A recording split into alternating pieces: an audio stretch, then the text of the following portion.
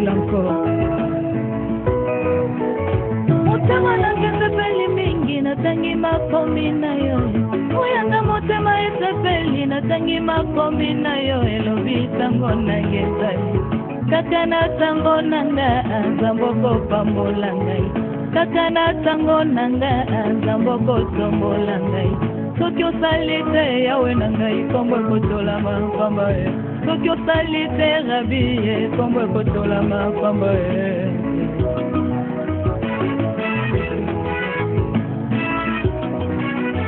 Papa lipamboli na moto eutaki epai na yo. Kotombama na moto ezali likambo na ntango. Yo tombolaki Abraham ezalaki ntango na ye. Opambolaki Jacobe kaka na ntango na ye.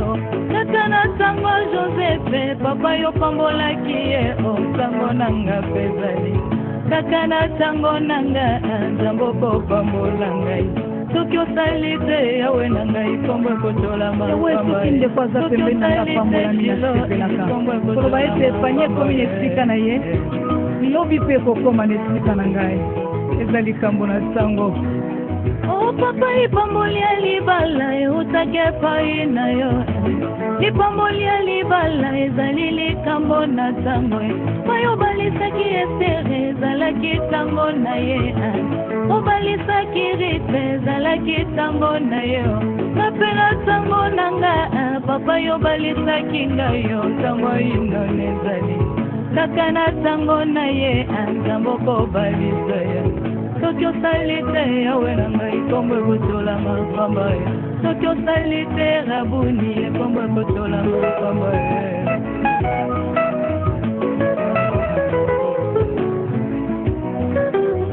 Papa lipamboli na bana eutaki epai na yo.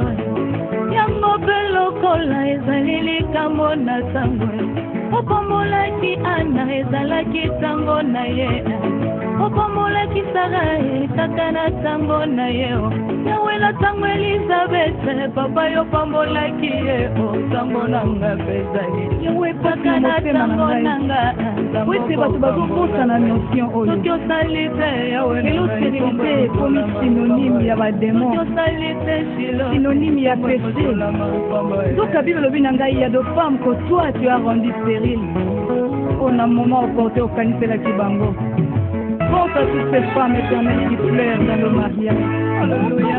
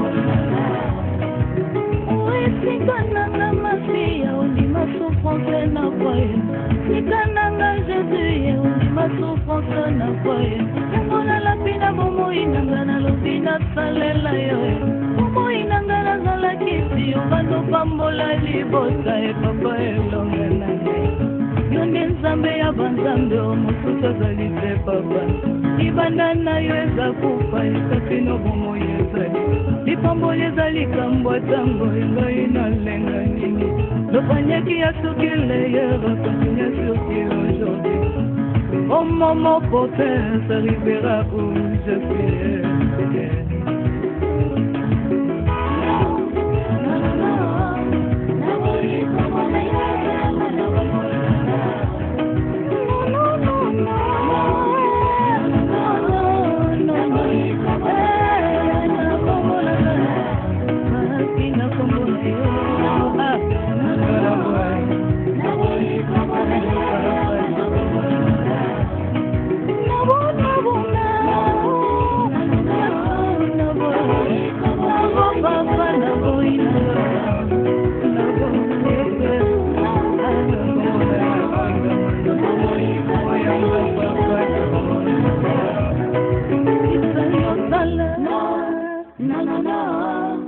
Naboyi kombo na yo ekelama na bomoi nanga.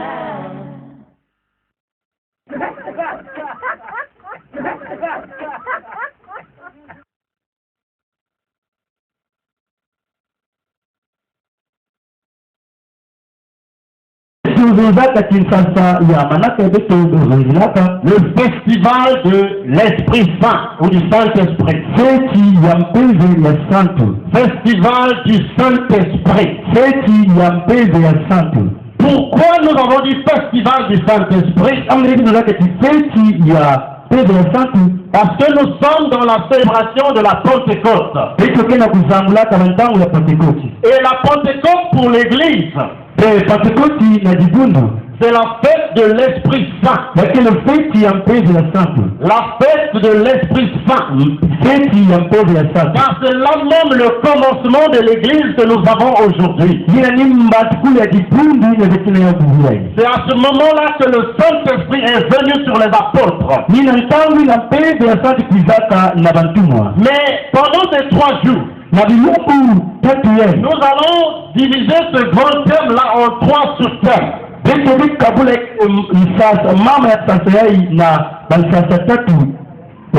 Aujourd'hui, nous allons voir premièrement quelques 8 questions-réponses sur le Saint-Esprit.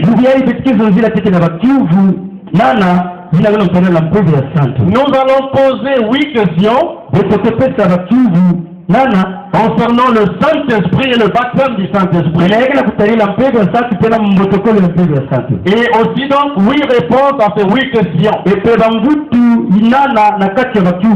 que le peuple de Dieu soit édifié. Parce que nous sommes ici aussi pour l'édification du corps de Christ. Pour que celui qui est déjà dans le Seigneur puisse grandir dans la foi, mais qu'il grandisse aussi dans la connaissance des Saintes Écritures. Et que toi aussi qui ne connais pas le Seigneur, nous disons que c'est aussi un séminaire d'évangélisation pour gagner aussi celui qui ne connaît pas le Seigneur au Seigneur. Donc nous allons poser 8 questions et donner 8 réponses aussi à ces questions-là. Nous prenons un verset de base. Un verset central. Nous allons prendre Actes des Apôtres au chapitre 1. Actes chapitre 1. Nous lisons le verset 8. Nous pouvons même commencer depuis le verset 4. Comme il se trouvait avec eux, donc Jésus se trouvait avec ses disciples, il leur recommanda de ne pas s'éloigner de Jérusalem, mais d'attendre ce que le Père avait promis. Ce que je vous ai annoncé, leur dit-il. Car Jean a baptisé tôt, mais vous, dans peu de jours, vous serez baptisés du Saint-Esprit. Alors les apôtres réunis lui demandaient, Seigneur, est-ce en ce temps que tu rétabliras le royaume d'Israël? Il leur répondit, ce n'est pas à vous de connaître les temps ou les moments que le Père a fixés de sa propre autorité.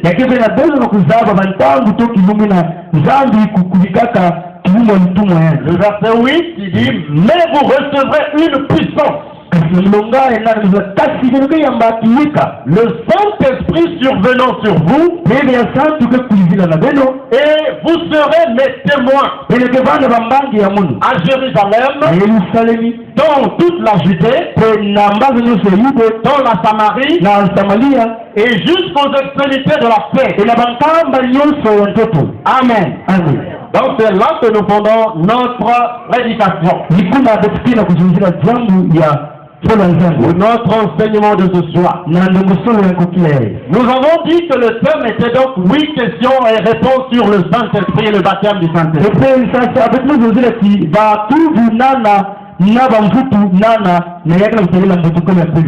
Nous parlons du Saint-Esprit parce que toi tu as besoin du Saint-Esprit. Si tu ne reçois pas le Saint-Esprit en toi, en réalité Dieu ne te connaît pas. Donc ça ne sert pas de rester dans ta maison si tu n'as pas le Saint-Esprit. Ça ne sert pas de te dire que tu es chrétien si tu n'as pas le Saint-Esprit. Parce que le Saint-Esprit c'est la marque de Dieu en toi. C'est la marque de Dieu en toi. Si toi tu n'as pas le Saint-Esprit, alors Dieu ne te connaît pas. Dieu pour te connaître, il doit voir en toi ta marque, l'Esprit Saint. On dit que Dieu est esprit. Comme lui il est esprit, il faut qu'il y ait en toi aussi. Toi tu es son fils ou sa fille. La marque de Dieu en toi. Donc son esprit en toi. Voilà pourquoi nous devons te parler du Saint-Esprit. Alors la première question que nous nous posons ce soir, c'est de savoir qu'est-ce que le Saint-Esprit. Ou alors je dirais bien qui est le Saint-Esprit. Amen. C'est ça la première question. Qu'est-ce que le Saint-Esprit? Ou qui est le Saint-Esprit? Déjà dans le verset que nous avons lu ici, dans Acte 1, le verset 8, déjà vous disait, vous recevrez une puissance. Donc déjà le Saint-Esprit, c'est une puissance. Voilà la première réponse. C'est une puissance. Est-ce que tu connais ce que c'est qu'une puissance? Une puissance c'est quoi? Je vais bien vous expliquer dans les termes que vous allez comprendre. Vous connaissez les gens de la police routière. Donc vous voyez un policier de la police routière. On le place à un rond-point. Il a son sifflet avec lui. En fait, il a le pouvoir. Mais en fait, il n'a pas de puissance. Il a le pouvoir. Il peut orienter les voitures. Toi passe là. Toi tu vas à droite. Mais si parmi les conducteurs de ces voitures-là, il y a un chauffeur fou, il dit non. Moi je dois franchir ce chemin-là. Même si les policiers sont placés sur la route, avec son sifflet, il n'a pas le pouvoir, la puissance qui va arrêter la voiture. Et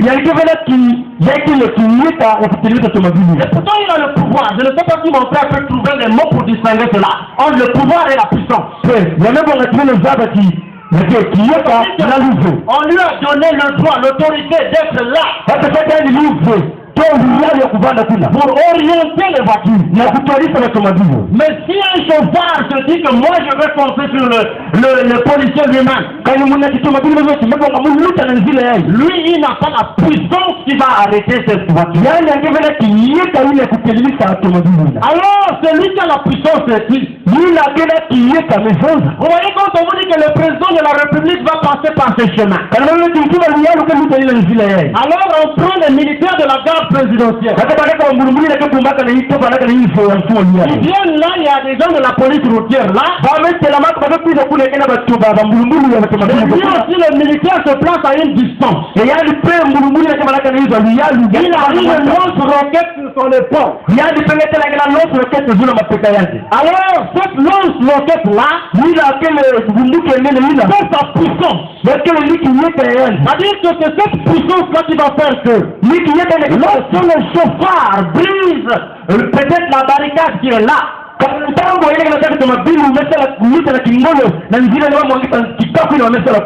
lui il va utiliser sa puissance. Il va larguer cette roquette-là.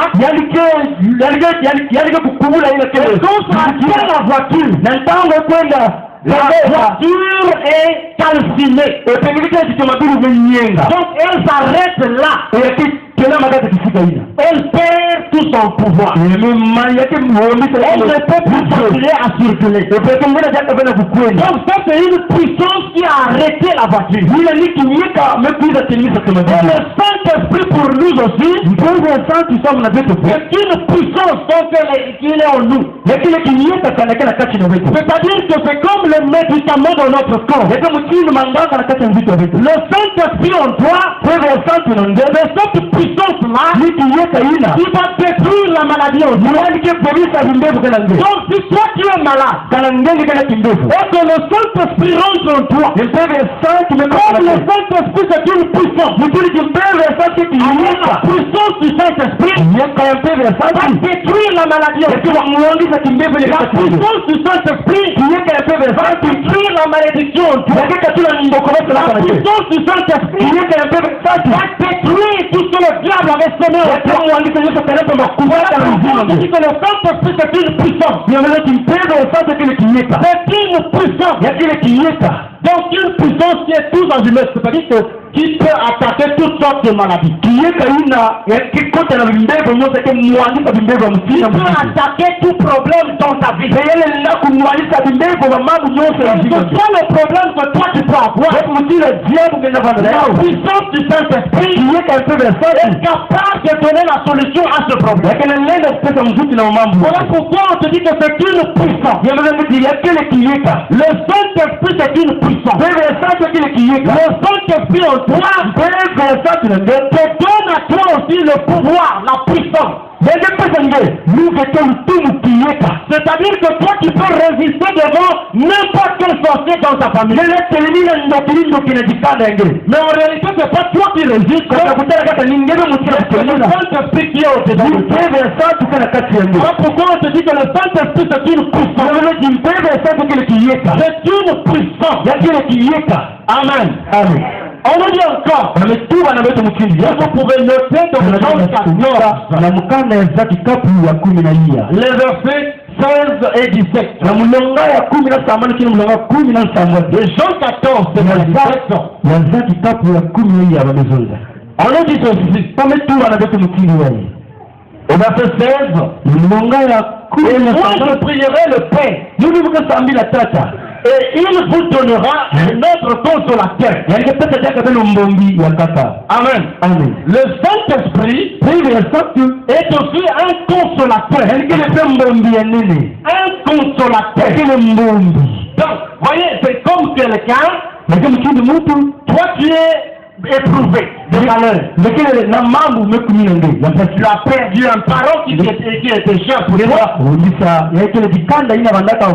Tu as perdu de l'argent. Tu as perdu quelque chose qui a de la valeur pour toi. Alors le Saint-Esprit, tu as assisté maintenant parce que tu as perdu cette personne ou cette chose. Toi-même tu es déjà attristé. Le Saint-Esprit va faire quoi? Lui il va venir te consoler. Donc c'est lui le consolateur. Amen. Le Saint-Esprit c'est ton consolateur. Soit c'est ton ami qui vient souvent te consoler. Alors le Saint-Esprit c'est ton meilleur ami. C'est ton meilleur ami. C'est lui qui peut te consoler dans toutes tes situations difficiles. Quand tu es malade, le Saint-Esprit va venir te consoler. Il va te dire que cette maladie-là n'est pas pour la mort. Amen. Il va te rassurer. rassuré. La maladie là n'est pas pour la mort. C'est pour la gloire de Dieu. Donc après un bout de temps, la maladie va quitter. Il sera guéri. À une époque, moi-même j'ai souffert de la typhoïde. C'est-à-dire que j'étais malade. À tel point que quand j'avais de la fièvre, même mon ami qui était avec moi dans le lit, fuyait le lit. Parce que je dégageais une chaleur, ça m'embêtait même lui. Il devait que son lit dormait au sol. La chaleur qui sortait de lui. Mais vous savez, malgré cette maladie, je maigrissais. J'étais devenu tout pâle. Mais malgré cette maladie-là, le Saint-Esprit venait toujours dans mon sommeil. Il venait dans mes rêves. On me montrait toujours le bout du tunnel. Donc, on me montrait toujours que j'étais guéri. Et puis, il me montrait les années à venir. Donc, du coup, cela me rassurait. Mais je ne veux pas mourir. Je ne mourrai pas. Je raconterai les œuvres. Et c'est ce que je suis en train de raconter. Amen. Donc, toi aussi, il n'y a que le Saint-Esprit qui peut te consoler comme ça. Problème que tu es en train de traverser. Je ne sais pas quel est ton problème. Je ne sais pas quelle est ta difficulté. Je ne sais pas toi qui te trouves. Tu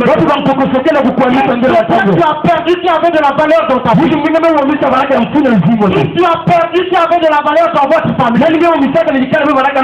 Le Saint-Esprit, si tu l'acceptes, tu le laisses rentrer dans ta vie, il va venir te consoler. Il va d'une manière qu'aucun autre homme ne peut te consoler. Personne dans ce monde ne pourra te consoler. L'Esprit qui est capable de te donner cette consolation. Mon frère, ma soeur, quel que soit ton problème, est-ce que tu as un consolateur? C'est le Saint-Esprit. As-tu perdu un enfant? As-tu perdu un mari? As-tu perdu une femme? As-tu perdu un membre cher de ta famille? As-tu perdu de l'argent? Qu'est-ce que toi tu as perdu? Le Saint-Esprit est là pour te consoler. Laisse-le seulement agir dans ta vie. Laisse-le rentrer dans ta vie. Et il va te consoler. Il t'apportera la consolation. Personne d'autre ne peut te consoler. C'est lui ton consolateur. Le Saint-Esprit est ton consolateur. Je ne sais pas si nous pourrons répondre à toutes ces questions. Si nous ne finissons pas, nous avons encore 3 jours. 2 jours vont rester, nous allons continuer. Alors nous lisons encore 1 Jean 2, le verset 27. Jole na mulonga makumi jole na sangwani. 1 Jean 2:27. Yesu ya zaki kapuya jole na mulonga makumi jole na sangwani. On dit ceci, pour vous, n'appelez l'onction, c'est-à-dire l'esprit que vous avez reçu de lui, demeure en vous. Et vous n'avez pas besoin qu'on vous enseigne. Mais comme son esprit vous enseigne toutes choses, quel est véritable cet esprit-là? Et qu'il n'est point un mensonge. Demeurez en lui selon les enseignements qu'il vous a donnés. Amen. Donc le Saint-Esprit c'est aussi un enseignant. C'est un enseignant. Quand on peut le comprendre, que le Saint-Esprit, ce n'est pas quelque chose comme ce papier. Amen. Mais c'est aussi un homme, une personne, qui tu peux parler, une personne qui peut t'enseigner, une personne qui peut venir te consoler. Amen. Donc le Saint-Esprit, c'est un enseignant. Il peut t'enseigner toutes choses. Il peut t'enseigner toutes choses. Comme les choses que tes parents ne connaissent pas. Les choses que les vieillards ne connaissent pas. Le Saint-Esprit est capable de t'enseigner ces choses. Le Saint-Esprit est capable de te les enseigner. Il suffit que toi tu lui passes confiance. Il va t'enseigner tout. Ce que nous nous enseignons, nous ne l'avons pas appris au séminaire. Nous n'étions pas dans une école religieuse. Nous n'étions pas dans un institut religieux. Le Saint-Esprit lui-même, il enseigne ces choses. Et la sagesse lui donne, pas la sagesse des hommes, pas la sagesse du monde, la sagesse du don. Elle est supérieure. L'enseignement du Saint-Esprit est supérieur à tout enseignement d'un homme. Veux-tu être enseigné? Fais confiance au Saint-Esprit. Faites confiance au Saint-Esprit. Si tu fais confiance au Saint-Esprit, alors sache qu'il te donnera toute la connaissance possible. Toute la connaissance possible. Peut-être ceux qui m'ont suivi hier à la radio, ils ont suivi. Nous avons montré comment le Saint-Esprit est la source de l'intelligence. Donc toi qui es élève, tu dois savoir que c'est le Saint-Esprit qui donne l'intelligence. C'est ce qui est écrit dans Job 32, 8 et 9. En réalité dans l'homme, c'est l'esprit, le souffle du Tout-Puissant qui donne l'intelligence. On nous dit que ce n'est pas l'âge qui donne l'intelligence. Ce n'est pas, sont pas les cheveux blancs, ce n'est pas la vieillesse qui donne la capacité de juger. C'est le Saint-Esprit. Si toi tu as le Saint-Esprit, tu peux être plus sage que tous les sages de votre quartier. Tu seras plus sage que le sage de Mouyonzi. Ils ne sont pas connectés à l'Esprit Saint. Ils ne sont pas connectés au Saint-Esprit. Tu dois te connecter au Saint-Esprit. Tu peux recevoir toute la connaissance humaine. Daniel et Shadrach, Abednego et Meshach, ils sont partis en captivité à Babylone. Mais le Saint-Esprit leur a donné de l'intelligence, de la connaissance dans toutes les sciences et les lettres. De sorte que tous les sages même de Babylone n'étaient pas plus intelligents.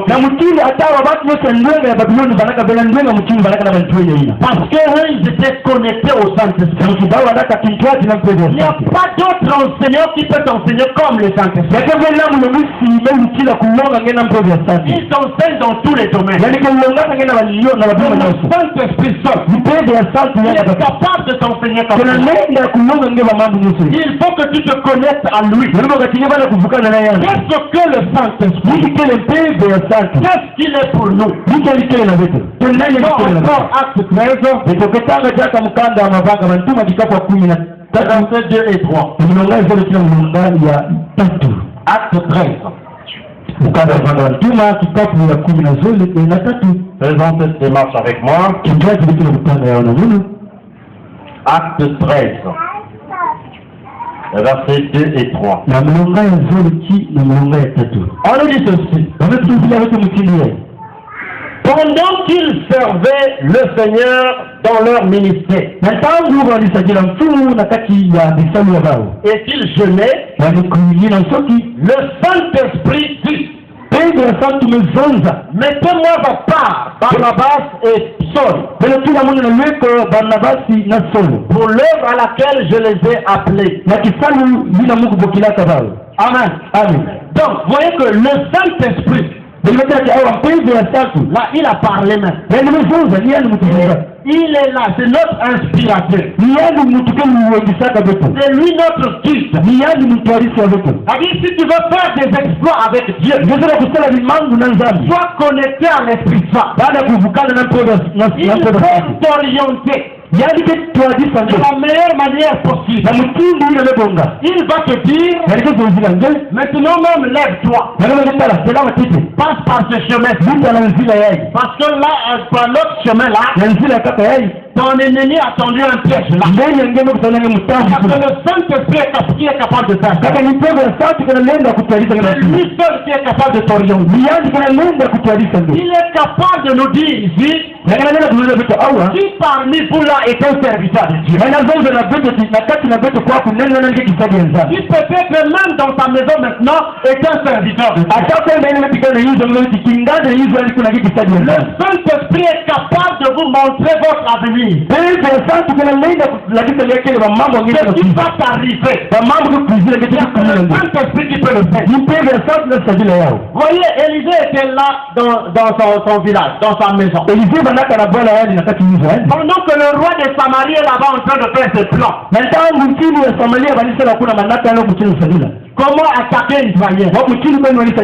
Le Saint-Esprit est là. Comme lui, il est partout. Il est aussi un peu songeur. Ils sont nés partout. Il va entendre ce que tes ennemis sont en train de faire. Et il vient dire à Élisée. Il fait le roi de Samarie a dit ceci. Le roi de Syrie a dit ceci. Ils vont passer par là pour attaquer Israël. Il ne passera pas. Il n'envoie pas son armée par là. Tout ça, c'est l'œuvre du Saint-Esprit. Donc le Saint-Esprit te révèle les choses cachées. Alors toi, tu as besoin du Saint-Esprit. L'église aujourd'hui a plus que jamais besoin du Saint-Esprit. Nous avons besoin du Saint-Esprit. C'est-à-dire que sans le Saint-Esprit, en réalité, l'église n'est rien. Nous n'avons aucun pouvoir, nous n'avons aucune connaissance, nous n'avons aucune puissance. Nous avons besoin du Saint-Esprit. C'est lui seul qui peut nous guider. Le Saint-Esprit, c'est une personne. C'est son excellence, monsieur le Saint-Esprit. Il faut que toi tu le respectes. Il faut que tu lui parles comme tu parles à un homme. Il faut que tu t'adresses à lui. C'est le Saint-Esprit. Lisons encore Jean 4, le verset 24.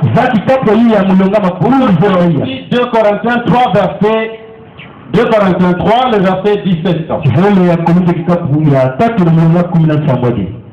Jean 4, 24, nous lisons. On nous dit ceci.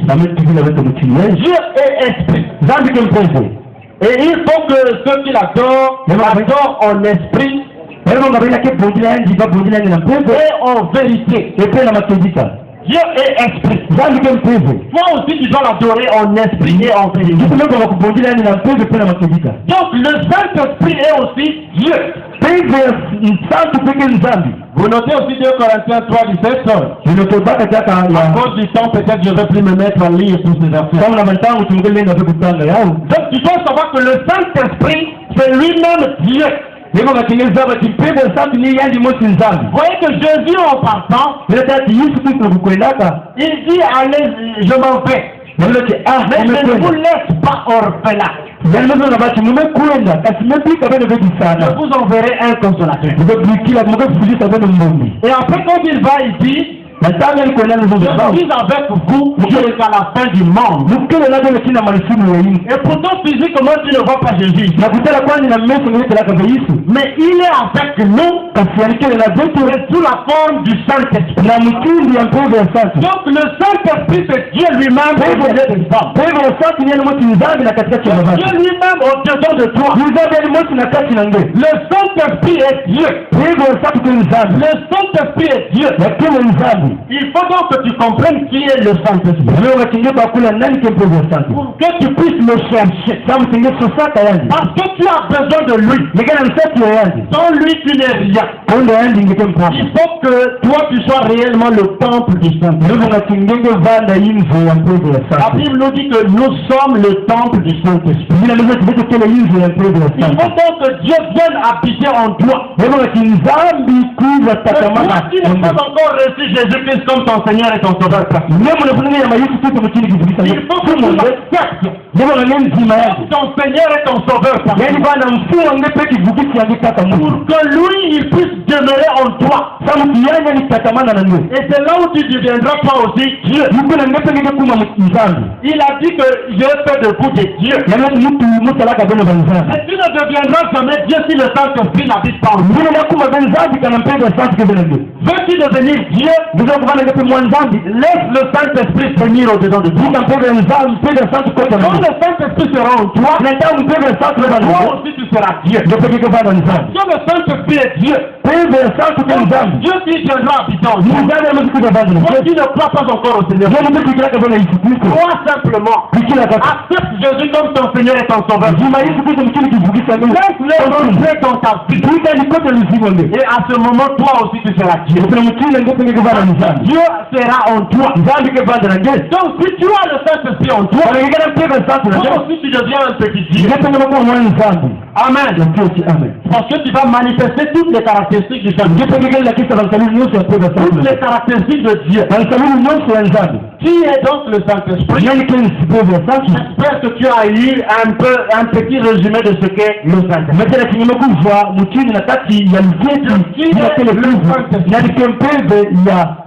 Tu connais donc qui est le Saint-Esprit. Amen. Maintenant la deuxième question. Parce que le Saint-Esprit, on ne le reçoit pas n'importe comment. Il se reçoit aussi par un baptême. On nous dit donc, qu'est-ce que le baptême du Saint-Esprit? Qu'est-ce que le baptême du Saint-Esprit? Vous retenez toujours le acte 1:8, vous nous avons lu. On nous a dit que vous recevez une puissance. Le Saint-Esprit va survenir sur vous. Donc le baptême du Saint-Esprit, c'est un revêtement de puissance. C'est le revêtement de l'Esprit Saint. C'est-à-dire que toi tu reçois Dieu en toi. Tu reçois l'Esprit Saint en toi. Avec tous ses temps, avec toutes ses capacités, tu le reçois en toi. Donc c'est pas un revêtement de puissance, de gloire, d'une présence divine en toi. Donc tu reçois la présence divine en toi. C'est ça le baptême du Saint-Esprit. Il se revêt de sa puissance. Voyez comme il a dit à Marie. Marie dit, moi je ne connais pas d'homme. Mais comment se fait-il que je vais tomber enceinte? Il dit, le Saint-Esprit te couvrira de son nom. Donc il vient te couvrir de sa gloire. Il se couvre de sa gloire. Tu es baptisé en lui. C'est ça le revêtement de puissance. Et quand le Saint-Esprit te couvre de son nom, beaucoup de choses peuvent se passer dans ta vie. Vous connaissez l'œuf? Amen. Vous connaissez l'œuf, je crois. Vous voyez que quand une mère poule pond un œuf,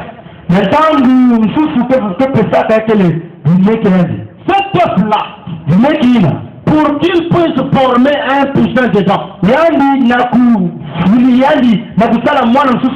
il faut que la mère poule vienne toujours le couper.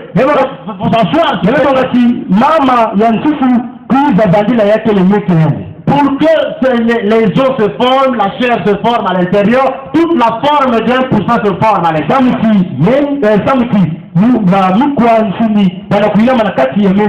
Alors toi aussi, pour que tu reçoives toute la forme de Dieu que tu puisses avoir, il faut que le Saint-Esprit vienne te couvrir.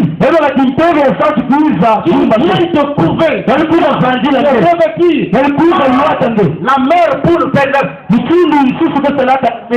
et c'est quand le Saint-Esprit vient te couvrir là, toi au-dedans de toi, tu vas prendre toute la forme que Dieu veut que tu puisses avoir. C'est-à-dire que tu vas recevoir maintenant tous les dons du Saint-Esprit. Peut-être que toi, il peut te faire aussi un prédicateur comme moi. Il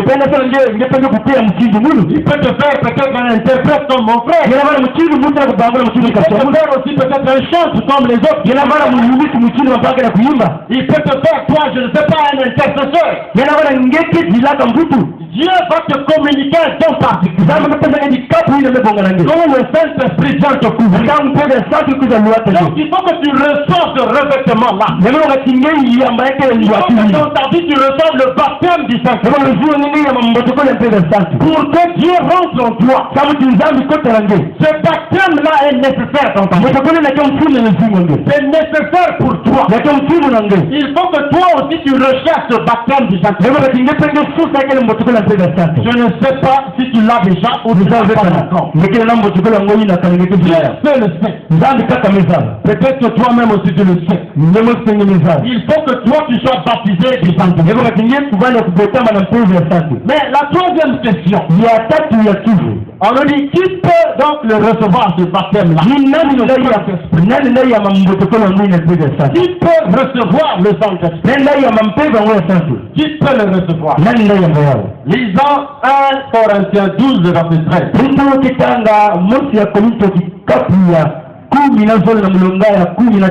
Vous notez aussi Acte 15, verset 7 à 9.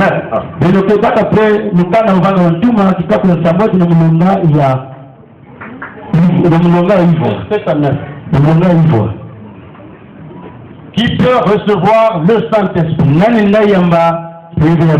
1 Corinthiens 12.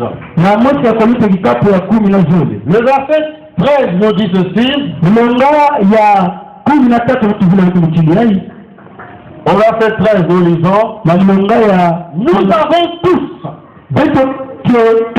en effet été baptisés dans un seul esprit.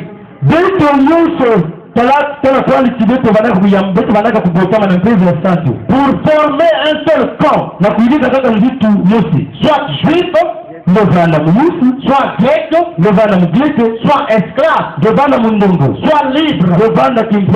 Et nous avons tous été abreuvés d'un seul esprit.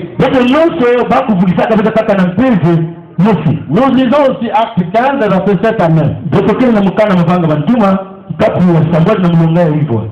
Acte 15. Verset 7 à 9, on nous dit ceci.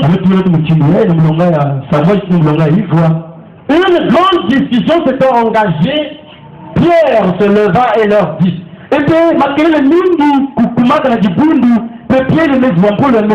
Homme frère, vous savez que dès longtemps Dieu a fait un choix parmi vous. Afin que par ma bouche, les païens entendent la parole de l'évangile et qu'ils croient.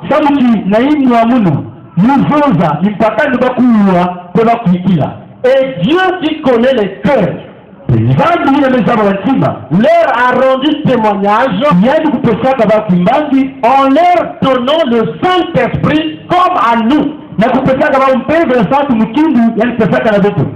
n'a fait aucune différence entre nous et eux. ayant purifié leur cœur par la foi. Amen. Amen. Donc vous voyez que même les païens ont reçu le Saint-Esprit. Parce qu'ils ont purifié leur cœur par la foi en Jésus-Christ. Donc toi aussi qui m'écoutes, même si tu es encore païen, si tu as la foi en Jésus-Christ, alors toi aussi tu peux recevoir le baptême du Saint-Esprit. Tu peux recevoir le Saint-Esprit. Il suffit que toi aussi tu crois au Seigneur Jésus. Ne te dis pas que je suis un grand pécheur. Par ta foi en Jésus-Christ, tu seras justifié. Ce n'est pas une justice qui vient des œuvres. Impossible même qu'un homme se justifie. C'est notre foi en Jésus qui nous justifie. Voilà pourquoi pour ceux qui vont nous suivre à la télé, il faut que vous sachiez dans vos maisons que si toi tu ne crois pas en Jésus, tu es perdu. Quelle que soit ta croyance, tu crois je ne sais en quel Dieu a Dieu qui vient d'Asie, ou d'Europe, ou d'Afrique, ou même du Congo. Ce n'est pas Jésus-Christ de parce que tu es perdu. Tu as tapé à côté. Tu ne seras jamais sauvé. Tu ne peux pas recevoir le Saint-Esprit. Dieu ne te connaît pas. Parce que Dieu ne connaît que ceux qui ont la marque du Saint-Esprit. Or, il n'y a que Jésus qui peut te donner le Saint-Esprit. Donc tu dois croire au Seigneur Jésus. Ne crois pas en aucun autre nom. Aucun autre nom qui nous a été donné dans les cieux sur la terre. Il n'y a que le nom de Jésus. Donc c'est là où toi tu vas souvent. On te prêche un autre nom qui n'est pas Jésus. Tu dois savoir que ce nom-là ne te donnera pas le salut. Ce nom-là ne te donnera pas l'Esprit Saint. Parce que le nom de Jésus qui peut te baptiser du Saint-Esprit. Crois au Seigneur Jésus-Christ et tu seras sauvé. Crois au Seigneur Jésus. Il n'y a que lui qui peut te baptiser du Saint-Esprit. Il y a que lui qui peut te sauver. Donc que tu sois païen, tu sois noir, blanc, jaune, rouge, je ne sais pas qui tu es. Tu sois esclave ou libre.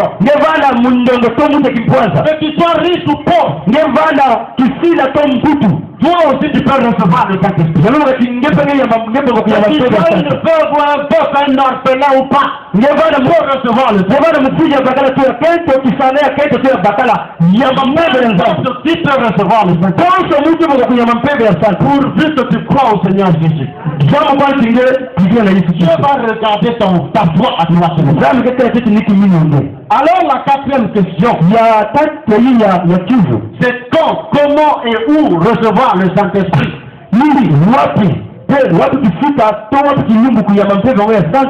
Je ne sais pas où, comment, quand toi tu peux recevoir le Saint-Esprit.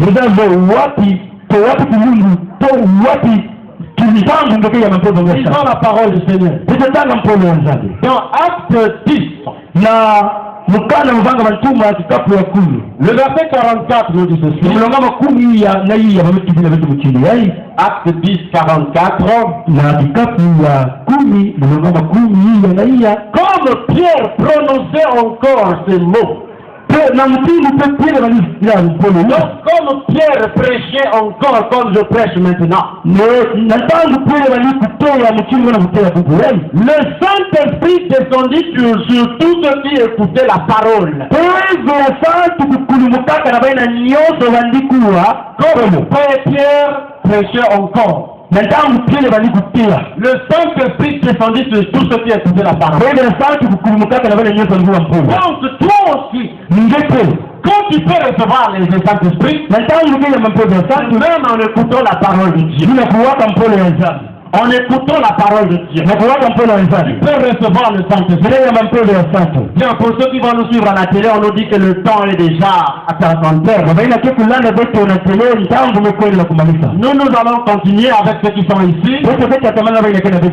Mais vous à la télé, vous arrêtez là. Tu peux recevoir le Saint-Esprit en écoutant la parole de Dieu. Pendant que Pierre était en train de prêcher, ils ont reçu le Saint-Esprit. Ils ont reçu le Saint-Esprit. Pendant même que je prêche, là où tu es là, tu peux recevoir le Saint-Esprit. Il suffit que tu disposes ton cœur. Pas dans l'attitude d'une personne qui peut recevoir quelque chose. Toi, tu vas recevoir le Saint-Esprit. Il suffit que ton cœur soit disposé. Tu es une foi suffisante pour attirer le Saint-Esprit. Toi aussi, tu vas recevoir le Saint-Esprit. Le Saint-Esprit viendra vers toi. Et ceux de la télé, que Dieu vous bénisse. Nous continuons avec ceux qui sont ici. Recevez le Saint-Esprit. Que le Seigneur soit avec vous.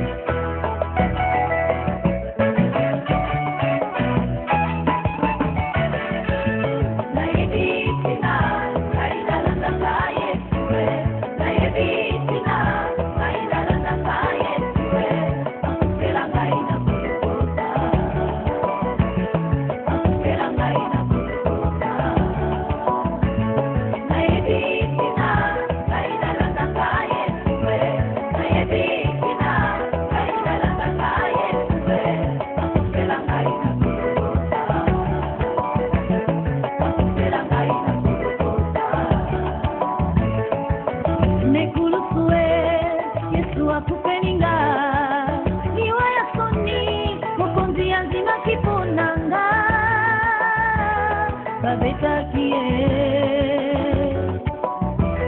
bapinga